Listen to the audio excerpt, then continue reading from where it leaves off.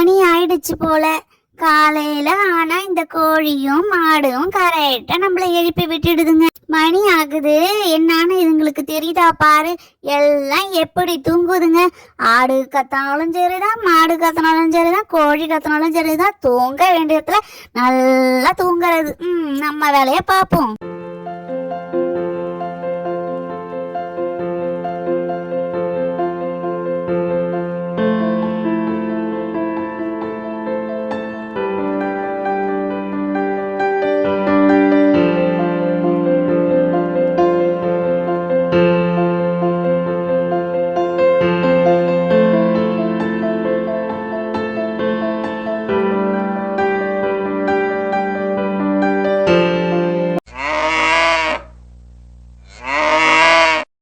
லட்சுமி, இதோ வரேன். பெருகு தள்ளி கோலம் போட்டுட்டு வந்துடலான்னு பார்த்தா இப்படி கத்துறியே. இரு உனக்கு புல்லு கொண்டு வரேன்.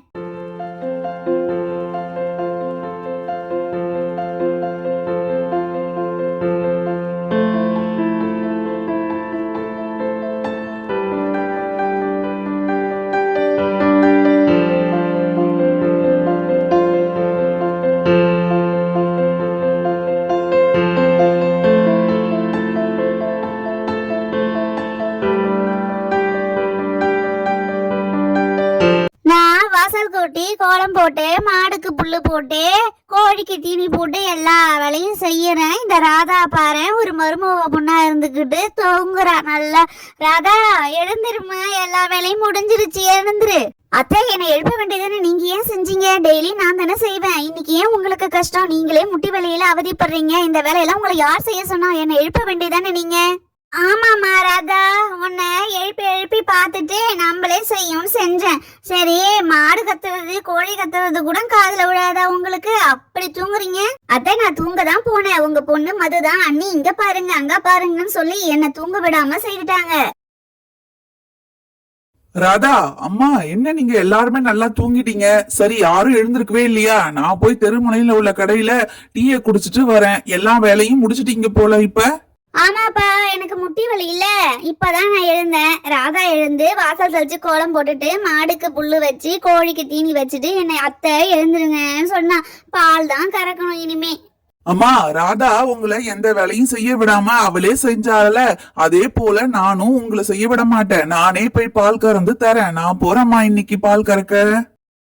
ஆட, நான் ஒரு பொய்ய சொன்னேன், அது உண்மை நம்பிட்டான் இந்த கண்ணப்பன். சரி பாலாவது கறந்து கொடுக்கட்டும். செண்பகமே செண்பகமே தென்போதிகை சந்தனமே.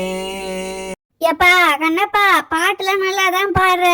ஆனா நம்ம வீட்டு மாடு லட்சுமின்னு பேரு வச்சிருக்கோம். லட்சுமியேன்னு பாடுப்பா. சரிங்கம்மா, அப்படியே பாடுறேன். பாடிட்டா போச்சு. லட்சுமியே லட்சுமியே தென்போதிகை சந்தனமே.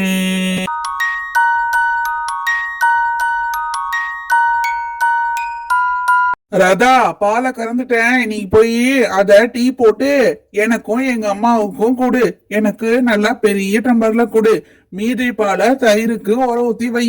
சரிங்க, நான் போயிட்டு உங்களுக்கும் அத்தைக்கும் டீ போட்டு கொண்டு வரேன். நான் உங்ககிட்ட ஒண்ணு சொல்லணும். இன்னைக்கு நான் லேட்டா தான் எழுந்தேன். இன்னைக்கு அத்தை தான் எல்லா வேலையும் செஞ்சாங்கங்க.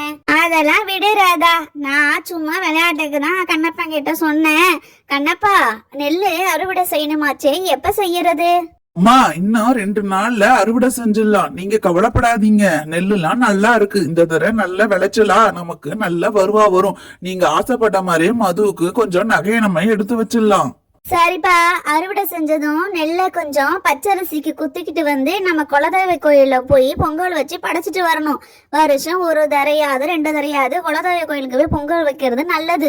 அம்மா, சரிங்கம்மா, நான் அறுவடை செஞ்சு உங்களுக்கு நெல்ல பச்சரிசியா குத்தி தரேன். நீங்க குலதெய்வ கோயிலுக்கும் படைக்கலாம். அதே போல நம்ம ஊர்ல உள்ள மாரியம்மனுக்கு அடுத்த வாரம் கொடி கட்டுறாங்க. நம்ம ஊர்ல சடல் திருவிழா, அந்த சாமிக்கும் படைங்கம்மா.